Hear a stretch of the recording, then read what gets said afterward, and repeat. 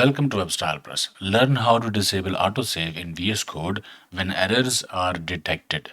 From VS Code, go over to the bottom right, click gear icon, select settings, search for autosave. Check autosave when no errors option. This option will work when this autosave settings is turned on. You can also enable this setting via settings.json file. From this settings page, click on this file icon and use these two lines.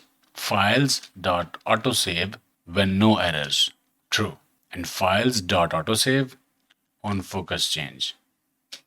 Or you can choose after some delay or on focus change, but I like on focus change. Alright, I hope it helped. Like, share, subscribe, and I will see you in the next one.